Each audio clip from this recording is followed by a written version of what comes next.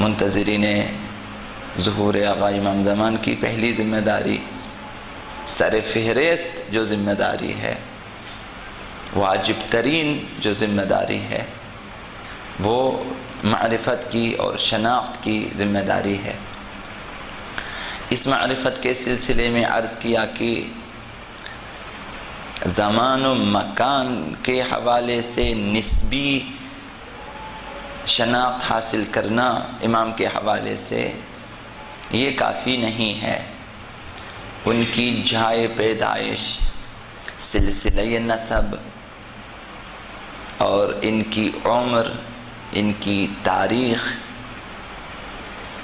یہ چیزیں جزوی طور پر ضروری ہیں۔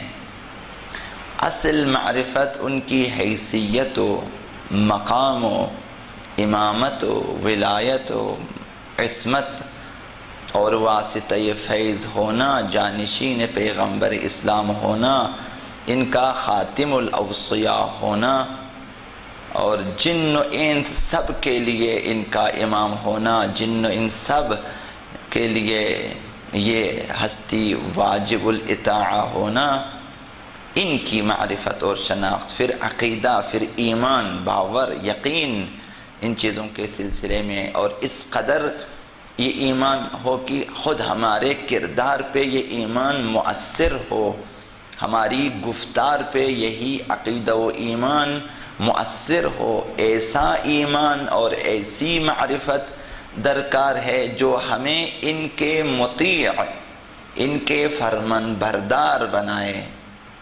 ایسی معرفت درکار ہے جو ہمیں صراط مستقیم سے ہٹنے نہ دیں، جو ہمیں راہ اہل بیت سے جدا ہونے نہ دیں۔ ایسی معرفت اور شناخت، ایسی پہچان درکار ہے جو ہمیں سفینہ نجات اہل بیت میں سوار رہنے پر مجبور کر دے۔ ایسی معرفت درکار ہے جو ہمیں دنیا اور آخرت میں ساحل نجات تک لے جائے۔ ایسی معرفت درکار ہے، ایسی شناخت درکار ہے، ایسا یقین چاہیے اور ایسا ایمان کہ خدا بھی ہم سے راضی ہو، اہل بیت بھی ہم سے راضی ہوں۔ ایسی معرفت، ایسی شناخت درکار ہے جس میں حقوق اور وظائف دونوں مشخص ہوں۔ ہمیں معلوم ہو کہ امام کی گردن پہ اور ان کے حصے میں ہماری نسبت کیا ذمہ داریاں ہیں، اور ہماری گردنوں پہ، ہمارے حصے میں امام کی نسبت کیا کچھ ذمہ داریاں اور وظائف ہیں۔ یہ ہمارے وظائف مشخص ہونی چاہیے۔ ایسی معرفت درکار ہے، نہ ایسی معرفت جس میں 90%، 80% تخیلات ہیں، شاعرانہ باتیں ہیں، کہ جس کے بعد نہ عمل کا کوئی تذکرہ ہے، نہ اطاعت کا کوئی تذکرہ ہے۔ ایسی معرفت نہ ہو جس میں انسان جو چاہے کرے اپنی خواہشات کے مطابق، اور صرف خود کو منسوب کریں امام زمان سے یا امیر المؤمنین سے یا ابو عبداللہ الحسین سے کہ ہم مولائی ہیں، ہم حسینی ہیں اور ہم مہدوی ہیں، ہم منتظرین، لیکن عمل کے حوالے سے، سیرت کے اعتبار سے جب ہم دیکھیں تو اس میں کوئی ایسی چیز نظر نہ آئے کہ جو ہمیں بتا دے کہ یہ ایمان کی وجہ سے ہے اس کا یہ عمل۔ جبکہ ہم تھوڑی سی دقت کرتے ہیں معاشرے میں، حتیٰ بزرگان جن کو ہم بزرگ کہتے ہیں دین میں، جنہیں ہم دین کے ٹھیکیدار سمجھتے ہیں کہ دین سب کچھ ان کے پاس ہے، کچھ ایسے افراد جن کی پیشانیوں پہ ممکن ہے سجدوں کے داغ بھی ہوں، جن کے بدن پہ ممکن ہے کہ عالمانہ لباس بھی ہوں، خرقہ صوفی پہنا ہوا ہو اور لباس عرفا زیب تن کیا ہوا ہو اور شب زندہ دار بھی ہو اور صائم النہار بھی ہو، ممکن ہے، لیکن عملی زندگی میں جب ہم نگاہ کرتے ہیں تو حتیٰ ان کی یہ جو عبادتیں ہیں یہ بھی ہمیں ایمان کے اثر سے یہ عبادتیں انجام پاتی ہوں، یہ چیز نظر نہیں آتی۔ بہت دقت کرنے کی ضرورت ہوتی ہے۔ بعض افراد عادتاً عبادت کرتے ہیں، عادتاً ہے کہ عبادت نہ کریں تو انہیں سکون نہیں ملتا، انہیں قرار نہیں ملتا۔ عبادت نماز عادت ہو جاتی ہے۔ قصہ آپ نے سنا ہوگا کہ 30 سال جس عابد نے نماز ادا کی با جماعت، صف اول جماعت میں، 30 سال تک اسے شک بھی نہ ہوا کہ میں مبتلا ہوں ریاکاری میں، دکھاوے میں، شک بھی نہ ہوا اسے۔ 30 سال میں ایک بار ایسا ہوا کہ وہ دیر سے پہنچا مسجد میں، تو صف اول میں جگہ نہ تھی، تو پچھلی صف میں اسے نماز ادا کرنی پڑی۔ وہاں احساس ہوا اسے کہ آج کچھ عجیب سی کیفیت ہے۔ ناراحت ہوئے وہ، چونکہ صف اول میں نہیں پہنچا۔ تھوڑی سی شرمندگی، تھوڑا سا احساس کہ آج کوئی عجیب سی کیفیت ہے، آج لوگ میری طرف دیکھ رہے ہیں کہ آج یہ کیسے دیر سے آئے ہیں، تو خود تعجب کر رہا ہے۔ تو یہی چیزیں کہ یہ سراسیمہ ہو گیا صرف اس وجہ سے کہ پہلی صف میں جگہ نہ ملی اسے۔ یہ ناراحت ہے، نہ ان کی صف اول میں کوئی خاص بات تھی اس کے لیے۔ وہاں اس نے احساس کیا کہ 30 سال تک میں ریاکاری میں مبتلا تھا، 30 سال تک میں پہلی صف میں زبردستی آ کے بیٹھ جاتا تھا تاکہ لوگ میری طرف دیکھیں، متوجہ ہو جائیں کہ یہ صف اول کے نمازی ہیں۔ ورنہ جب دیر سے کسی بھی صف میں نماز، توجہ ہونی چاہیے خدا کی طرف، توجہ ہونی چاہیے نماز کی طرف۔ یہ صف اول تو دائیں طرف بائیں طرف یہ چیزیں انسان کو ناراحت نہ کریں۔ بہتر ہے کہ اگر انسان پہنچے معرفت کی وجہ سے صف اول میں اگر بیٹھیں کہ خدایا صف اول میں بھی دائیں طرف اگر بیٹھیں ثواب زیادہ ہے، میں اس لیے بیٹھا کرتا ہوں۔ لیکن اس لیے کہ لوگ میری طرف آج گور گور کے دیکھ رہے ہیں کہ میں صف اول میں جگہ نہ ملی اور میں پریشان ہوں، اس وجہ سے کہ لوگ میری طرف دیکھ رہے ہیں۔ ایسے بھی ہوتے، ایمان کے اثر سے نہیں ہے۔ بہت سے افراد کی عبادتیں، نمازیں، خیرات، نذورات ایمان کے اثر سے نہیں ہے، چونکہ جب ان کا نام نہیں لیا جاتا ہے تو ناراحت ہو جاتے ہیں۔ یہی کہ جب ان کا نام نہ لیا جائے ناراحت ہو جاتے ہیں، یہی کہ جب لوگ انہیں شاباش نہ کہیں تو ناراحت ہو جاتے ہیں، غمگین ہو جاتے ہیں۔ یہ لوگ تو حوصلہ افزائی نہیں کرتے، یہ لوگ اپریشیٹ نہیں کرتے، یہ لوگ ہمیں کچھ سمجھتے نہیں ہیں، انہیں کوئی اثر۔ یہ چیزیں کیا ہے کہ لوگوں سے توقع ہے شکریہ کی، کہ لوگ ممنون ہو جائیں ان کے، یہی توقع ریاکاری کی علامت ہے کہ جب آپ کی تعریف نہ کریں تو آپ کیوں ناراحت ہیں؟ اگر عمل، عبادت، خدمت آپ اور خدا کے مابین ہے تو شکایت ہے تو خدا سے کریں کہ خدا تو نے قبول کیوں نہیں کیا، میں نے تیرے لیے خدمت انجام دی، خدا نے تو آپ کو جو ہے جواب نہیں دیا۔ اگر لوگ داد نہیں دیتے تو شاعروں کی طرح ناراحت کیوں ہو جاتے ہیں کہ لوگوں نے آپ کو شاباش نہیں دیا، واہ واہ نہیں کہا؟ آپ خدا اور امام زمان کو مد نظر رکھیں اور عمل انجام دیں۔ اہل بیت نے آپ کو سکھا دیا ہے انما نطعمکم لوجہ اللہ لا نرید منکم جزاء ولا شکورا، ہم لوجہ اللہ کھلاتے ہیں، نطعمکم لوجہ اللہ، ذات خدا کی خاطر، رضا الہی کی خاطر کھلاتے ہیں، لا نرید منکم جزاء ولا، ہمیں نہ تجھ سے جزا کی توقع ہے نہ شکریہ کی توقع ہے۔ تو حضرت امام صادق علیہ السلام نے فرمایا کہ خالص عمل وہ عمل ہے جس میں تجھے خدا کے علاوہ کسی سے کوئی توقع نہ ہو، یہ خالص ہیں۔ تو آپ کی خدمت میں بھی توقع خدا کے علاوہ کسی سے کوئی توقع نہیں ہونی چاہیے۔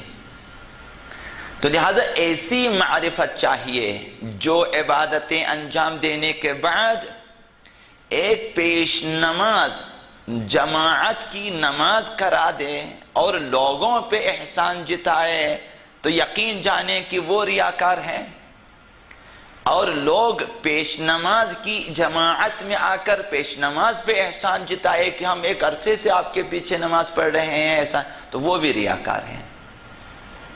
خدا اور یہ آپس میں ایک دوسرے پہ احسان جتا رہے ہیں، ان میں ریاکاری ہوتی ہے، تو ایسا نہ ہو۔ یہ پھر نہ یہ نماز ایمان کے حوالے سے ہے، نہ یہ جماعت، نہ امامت معرفت کی وجہ سے ہے، نہ اقتداء معرفت کی وجہ سے ہے۔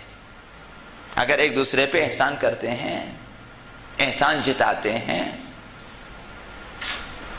تو یہ معرفت اور ایمان کے اثر سے نہیں ہے۔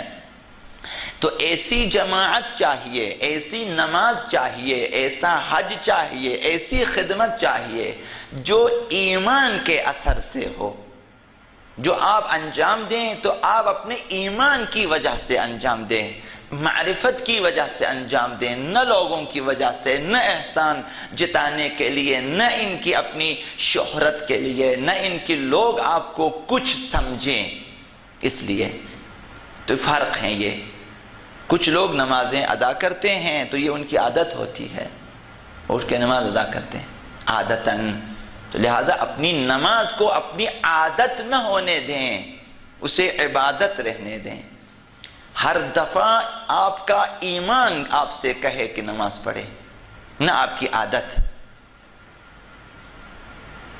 لہذا خالص تو ایسی معرفت درکار ہے امام کے حوالے سے کہ ہم امام کی اطاعت کریں، ان کی اقتداء کریں، ان کی پیروی کریں، ان کے لیے کام کریں، تو ایسا نہ جتائیں ان کے اوپر، احسان نہ جتائیں، بلکہ ان کے احسان مند ہو جائیں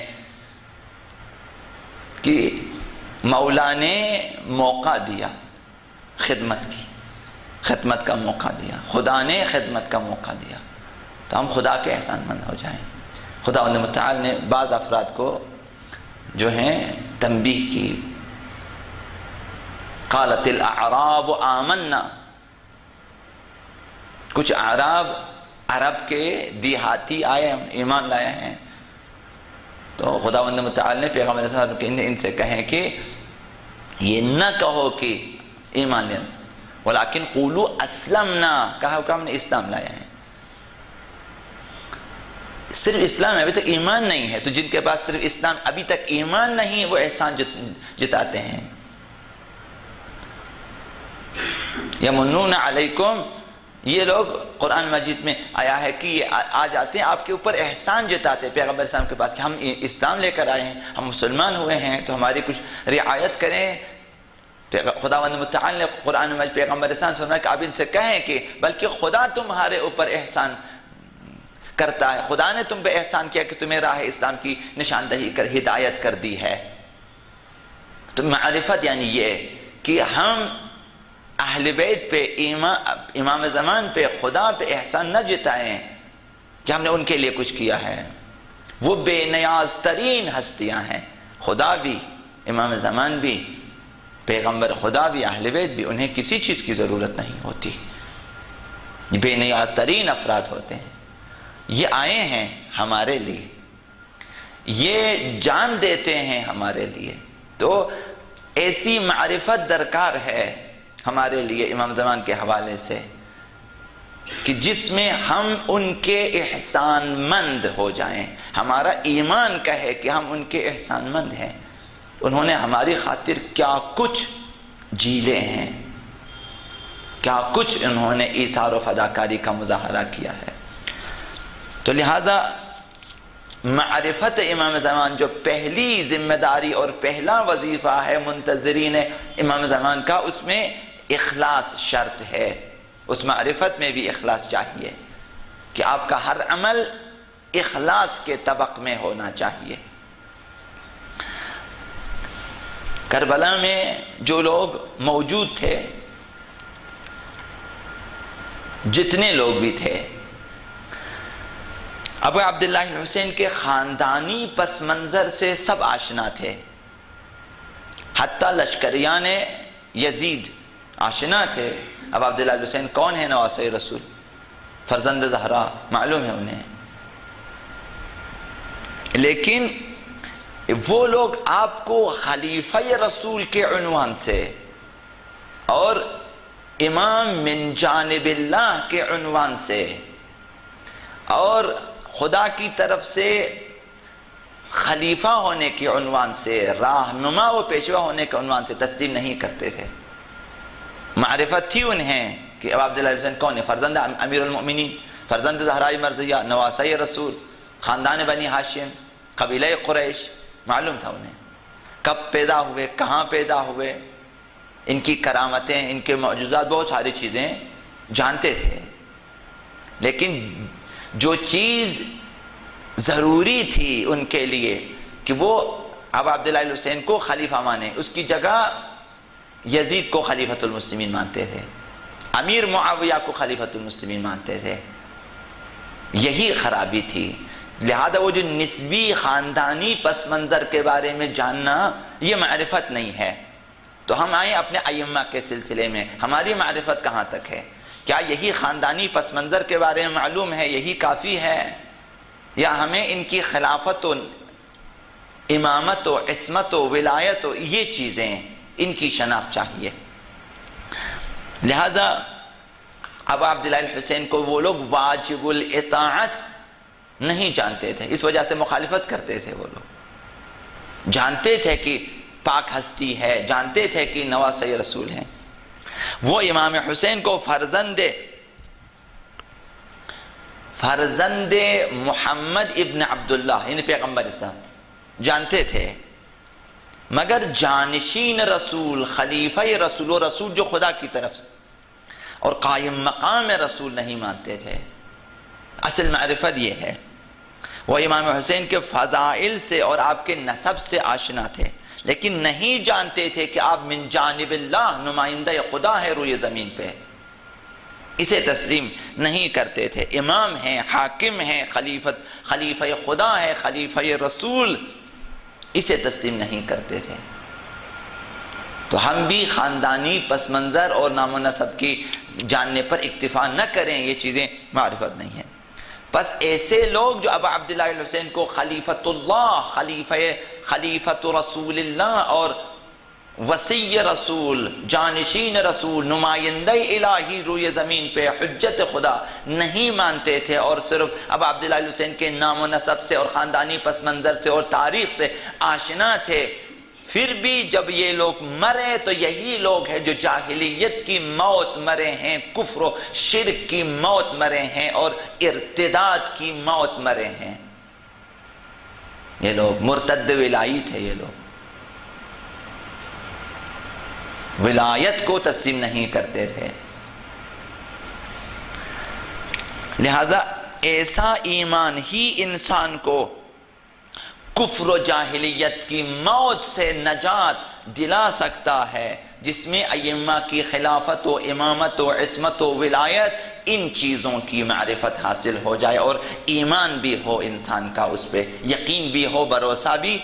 تو ایمان کی علامت یہ ہے، یقین کی علامت یہ ہے کہ انسان کو اطاعت پہ مجبور کر دے، ان کے ساتھ محبت پہ مجبور کر دے، ان کی پیروی پہ مجبور کر دے، ان کی مخالفت سے روکے، وہ ایمان کی علامت ہوتی ہے۔ اگر ہم ان کی اطاعت کرتے ہیں ایمان کی وجہ سے. اگر ہم ان کی مخالفت سے ڈرتے ہیں اور نہیں کرتے ایمان کی وجہ سے تو پھر آپ کے پاس یہ معرفت ہے. اگر آپ کو دنیا کے باقی نظام اور نظام ولایت میں کچھ فرق نظر آتا ہے اور آپ نظام ولایت سے آشنا ہیں اور دنیاوی انسانی طاغوتی نظام سے نفرت کرتے ہیں اور ان میں جو کمی ہے، جو نقائص ہیں، جو خرابیاں ہیں، اگر اس سے آشنا ہے تو آپ سمجھیں کہ کچھ معرفت ہے آپ کے پاس. تو ایسی معرفت یہ پہلی ہماری ذمہ داری ہوگی. لہذا عرض کیا کہ امامت کے موضوع پہ بہت زیادہ وسیع مطالعہ کریں. اس میدان میں کافی کتابیں پڑھیں موضوع امامت، موضوع خلافت و ولایت پہ، تاکہ کسی حد تک ہم جو ہیں معرفت کی منزلوں کو طے کر سکیں. دوسری چیز، دوسری ذمہ داری منتظرین آقا امام زمان علیہ السلام، منتظرین ظہور کی دوسری ذمہ داری یہ ہے کہ اپنے امام سے عہد و پیمان رکھتے ہوں، قول و قرار رکھتے ہوں. نہ ان کی امام الگ اب الگ، ان کے ساتھ باقاعدہ معاہدہ ہو، آپ کا عہد و پیمان ہو، تاکہ آپ اس عہد و پیمان پہ وفادار رہیں. ایک منتظر ظہور امام زمان، مطیع امام زمان، مؤمن امام زمان، مؤمن اہل بیت، جن کا ایمان ہے اہل بیت پہ، ان کی امامت پہ، ان کی خلافت پہ، ان کی ولایت پہ. ان کی ایک نشانی وفاداری ہے عہد و پیمان کے سلسلے میں. لہذا روزانہ امام زمان سے عہد و پیمان باندھنے کا حکم ہے.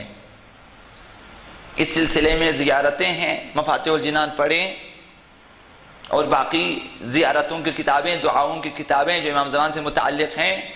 اور مشہور ترین دعا وہی دعائے عہد ہیں، جس میں آپ اعلان کرتے ہیں کہ میں عہد باندھتا ہوں اپنے امام سے اور تجدید عہد کرتا ہوں.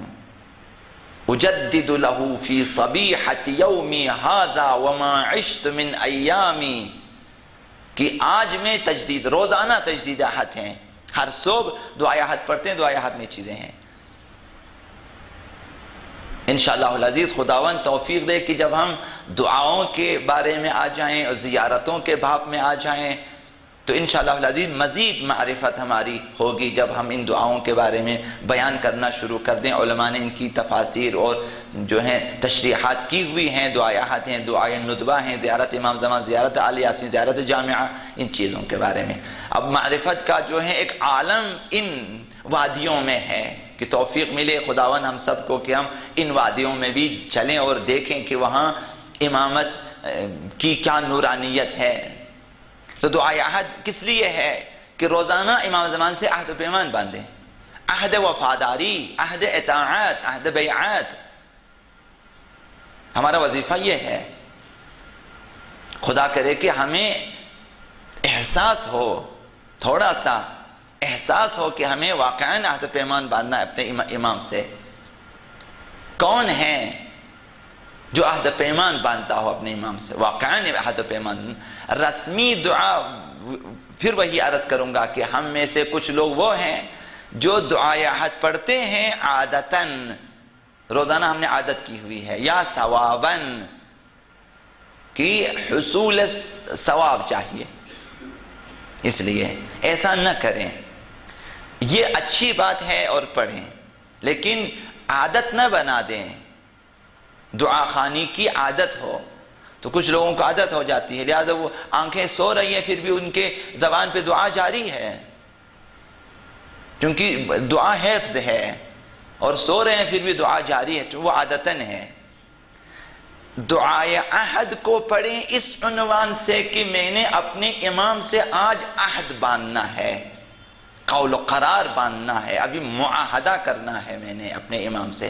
تو لہٰذا وہاں آپ اس جملے پہ جب پہنچتے ہیں تو اپنی طرف سے، اپنے دل سے اور اپنے ارادے سے اور اپنی فکر سے خداوند متعال کے حضور اپنے امام کو سامنے رکھ کے حاضر و ناظر جان کر کہے اللہم انی اجدد لہو فی صبیحۃ یومی ھذا، خدا آج کی صبح میں تجدید کرتا ہوں، یعنی دوبارہ سے عہد باندھتا ہوں میں، کل بھی میں نے عہد باندھا لیکن آج بھی پھر معاہدہ کرتا ہوں اور وعدہ کرتا ہوں، اجدد لہو فی صبیحۃ یومی ھذا، اور یہ معاہدہ اور یہ قول و قرار اور یہ عہد و پیمان میرا جاری رہے گا کب تک؟ وما عشت من ایامی، جب تک میں زندہ رہوں، یہ میرا قول و قرار ہے امام کے ساتھ، یہ میرا معاہدہ ہے امام کے ساتھ، یہ میرا وعدہ ہے امام کے ساتھ، وما عشت من ایامی، عہدن یہ میرا عہد ہوگا، وعقدن یہ عقد ہوگا، وبیعتن لہو اور یہ بیعت ہوگی میری، عہد و عقد و بیعت ہے اس کے لیے، فی عنقی یہ میری گردن پر ہے، عہدن وعقدن وبیعتن لہو فی عنقی لا احول عنہا، میں کبھی اس عہد و پیمان کو خراب نہیں کروں گا، لا احول عنہا ولا ازول ابدا، میں کبھی نہیں پھروں گا اس عہد و پیمان سے۔ دعائے عہد اس مقصد کے لیے ہے۔ تو روزانہ اپنے امام سے عہد و پیمان باندھنا ہماری ذمہ داری ہے، اگر ہم چاہتے ہیں کہ منتظرین آقا امام زمان علیہ السلام کی صف میں شامل ہو سکیں، تو ہماری ذمہ داری ہوگی۔ لہذا اس مقصد کے لیے دعائیں ہیں، زیارتیں ہیں، وارد ہوئے ہیں مفاتیح الجنان اور دوسری کتابوں میں۔ صحیفہ مہدیہ پڑھیں، اس میں ایسی دعائیں اور زیارتیں بہت ہیں۔ تو مشہور ترین دعا یہی دعائے عہد ہے جو ہر صبح روزانہ ہمیں نماز فجر کے بعد پڑھنے کا حکم ہے۔ تو آیا ہے کہ روایت میں کہ جو 40 دنوں تک اپنے امام سے دعائے عہد کے ذریعے عہد و پیمان باندھے، 40 دنوں تک، 40 صبح اپنے امام سے اس طرح سے عہد و پیمان باندھے، تو خداوند ان کو ہمارے قائم کے ناصر مددگاروں میں قرار دے گا، یعنی اس انسان کو خداوند یاوران امام زمان میں سے، ناصران امام زمان میں سے قرار دے گا۔ اور اگر امام زمان علیہ السلام کے ظہور سے پہلے اس کی موت واقع ہو گئی تو خداوند اس کو قبر سے اٹھائے گا جس دن امام کا ظہور ہوگا، قبر سے اٹھائے گا، فرشتے آئیں گے آپ کی خدمت میں، کہیں گے کہ تمہارے امام کا، تمہارے مولا کا، تمہارے آقا کا، جس کے انتظار میں تو نے زندگی گزاری، زندگی کے سارے لمحات گزارے، جس کے انتظار میں تم نے ندبہ کیا، تم نے عہد کیا تھا، اب ان کا ظہور ہو چکا ہے، اب تمہاری مرضی ہے، جانا چاہتے ہیں ہم تمہیں لے جائیں گے، وہاں پہنچا دیں گے، یہیں بیٹھنا چاہتے ہیں تو یہیں بیٹھیں، ایسا ہوگا۔ کس قدر متبرک، کس قدر مقدس انتظار ہے، انتظار امام زمان، کہ آپ کو مرنے کے بعد جو ہیں چھوڑتا نہیں ہے، جب آپ ہو جاتے ہیں امام کے تو ہمیشہ کے لیے ہو جاتے ہیں، حتیٰ قیامت میں بھی ہو جاتے ہیں۔ یوم ندعو کل اناس بامامہم، ہر شخص کو اس کے امام کے ساتھ بلایا جائے گا۔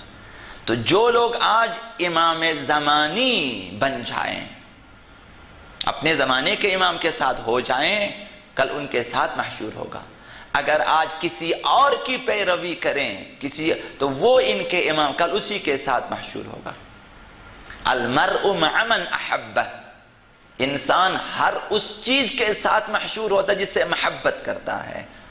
تو اگر ائمہ اہل بیت کی محبت پہ کسی اور چیز کی محبت کو ہم ترجیح دیتے ہیں، حتیٰ ائمہ نے فرمایا کہ اگر کسی پتھر سے بھی محبت ہے قیامت کے دن اسی پتھر کے ساتھ محشور ہوگا۔ تو دنیا میں دیکھیں آپ کس کے ساتھ ہیں، کن کے ساتھ ہیں، جن کے ساتھ ہیں، جن کے ساتھ عہد و پیمان باندھتے ہیں، جن کے ساتھ آپ کا قول و قرار ہے، جن کی آپ اطاعت کرتے ہیں، جن کی آپ نے بیعت کی ہے، جن سے آپ نے محبت کی ہے، جن کی آپ نے فرمان برداری کی ہے، جن کے لیے آپ روئے ہیں، جن کے لیے آپ نے قربانیاں دی ہیں، جن کے لیے آپ نے لمحہ شماری کی ہے، آپ کا شمار انہی میں سے ہوگا، اور آپ کی جو قیامت کے دن جو آپ کو مبعوث کریں گے، اٹھائیں گے، دوبارہ حشر نشر ہوگا، انہی کے ساتھ ہوگا۔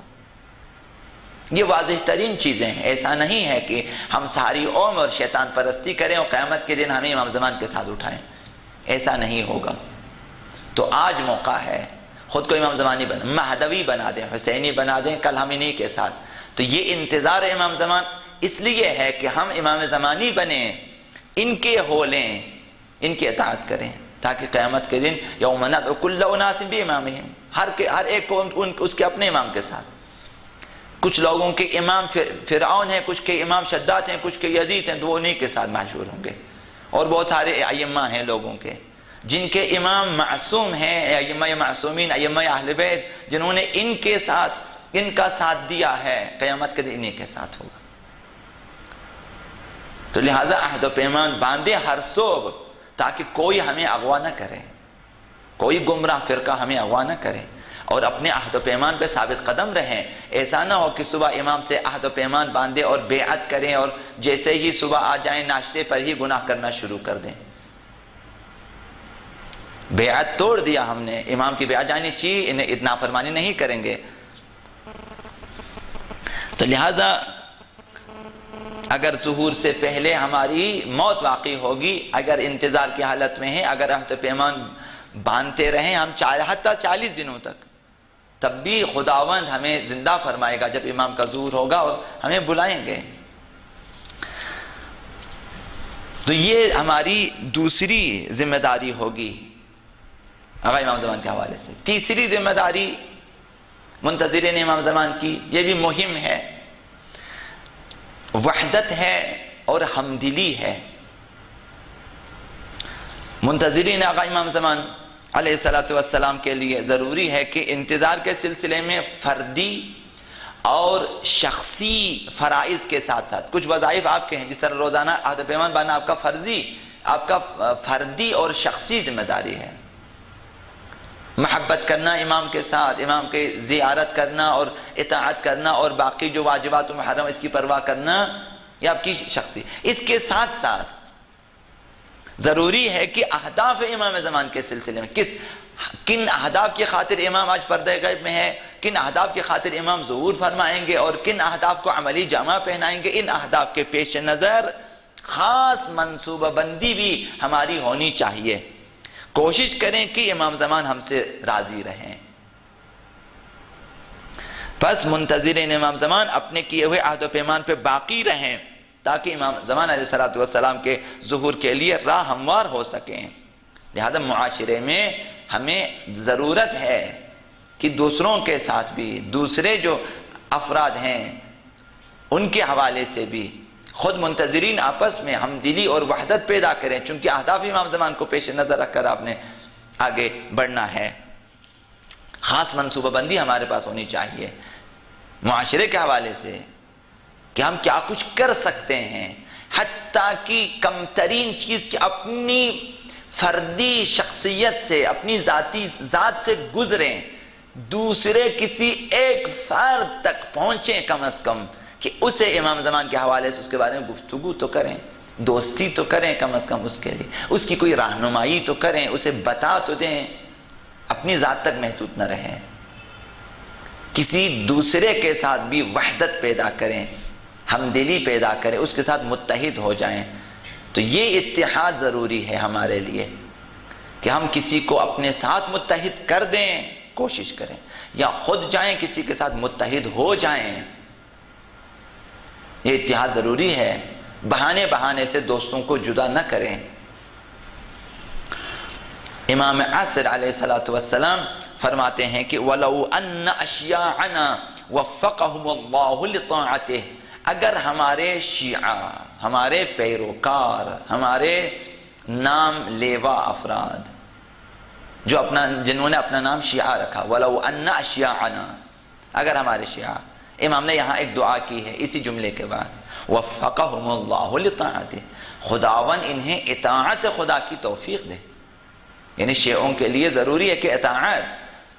لہذا امام نے دعا کی کہ خدا ان شیعوں کو اطاعت کی توفیق دے. اگر ہے ولو، اگر یہ شیعہ جن کے لیے میری دعا ہے کہ خداون انہیں اطاعت خداوند متعال کی توفیق دے، علی اجتماع من القلوب، ان کے دل اگر ہم دل ہوتے، یکجا ہوتے، مجتمع ہوتے، فی الوفاء بالعہد علیہم، کس سلسلے میں؟